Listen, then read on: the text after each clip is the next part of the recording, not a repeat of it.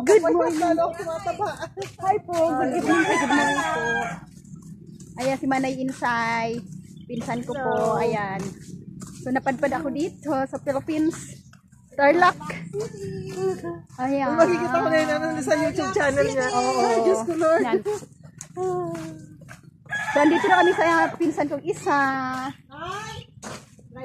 Halika na, Nay.